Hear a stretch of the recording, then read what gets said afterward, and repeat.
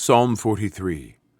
Judge me, O God, and plead my cause against an ungodly nation. O deliver me from the deceitful and unjust man. For thou art the God of my strength. Why dost thou cast me off? Why go I mourning because of the oppression of the enemy? O send out thy light and thy truth. Let them lead me. Let them bring me unto thy holy hill, and to thy tabernacles. Then will I go unto the altar of God, unto God my exceeding joy. Yea, upon the harp will I praise thee, O God, my God. Why art thou cast down, O my soul? And why art thou disquieted within me? Hope in God, for I shall yet praise him, who is the health of my countenance and my God. Psalm 44.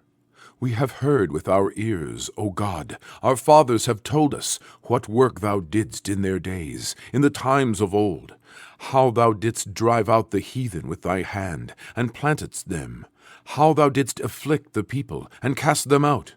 For they got not the land in possession by their own sword, neither did their own arm save them, but thy right hand, and thine arm, and the light of thy countenance, because thou hadst a favor unto them. Thou art my king, O God. Command deliverances for Jacob. Through thee will we push down our enemies.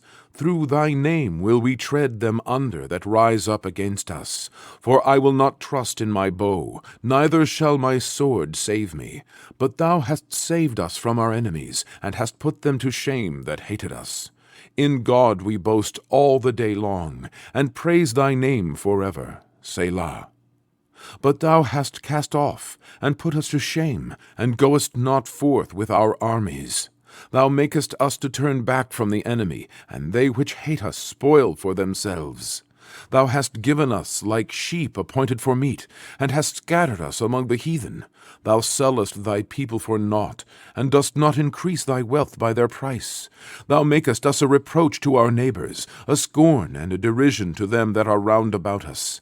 Thou makest us a byword among the heathen, a shaking of the head among the people. My confusion is continually before me, and the shame of my face hath covered me. For the voice of him that reproacheth and blasphemeth, by reason of the enemy and avenger, all this is come upon us. Yet have we not forgotten thee, neither have we dealt falsely in thy covenant.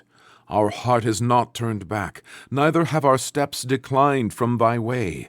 Though thou hast sore broken us in the place of dragons, and covered us with the shadow of death, if we have forgotten the name of our God, or stretched out our hands to a strange God, shall not God search this out? For he knoweth the secrets of the heart. Yea, for thy sake are we killed all the day long. We are counted as sheep for the slaughter. Awake, why sleepest thou, O Lord? Arise, cast us not off forever.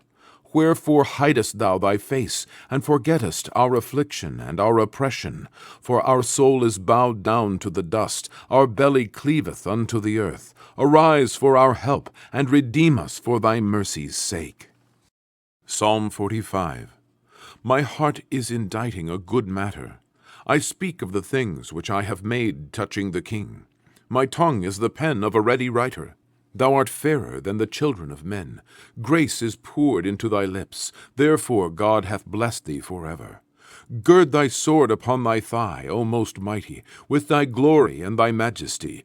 And in thy majesty ride prosperously because of truth and meekness and righteousness.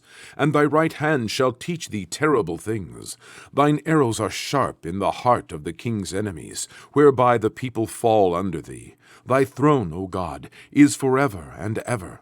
The scepter of thy kingdom is a right scepter. Thou lovest righteousness, and hatest wickedness. Therefore God, thy God, hath anointed thee with the oil of gladness above thy fellows. All thy garments smell of myrrh and aloes and cassia, out of the ivory palaces, whereby they have made thee glad. Kings' daughters were among thy honorable women. Upon thy right hand did stand the queen in gold of Ophir. Hearken, O daughter, and consider, and incline thine ear. Forget also thine own people and thy father's house. So shall the king greatly desire thy beauty, for he is thy Lord. And worship thou him. And the daughter of Tyre shall be there with a gift. Even the rich among the people shall entreat thy favor. The king's daughter is all glorious within. Her clothing is of wrought gold. She shall be brought unto the king in raiment of needlework. The virgins, her companions that follow her, shall be brought unto thee. With gladness and rejoicing shall they be brought. They shall enter into the king's palace. Instead of thy fathers shall be thy children, whom thou mayest make princes in all the earth. I will make thy name to be remembered in all generations. Therefore shall the people praise thee for ever and ever.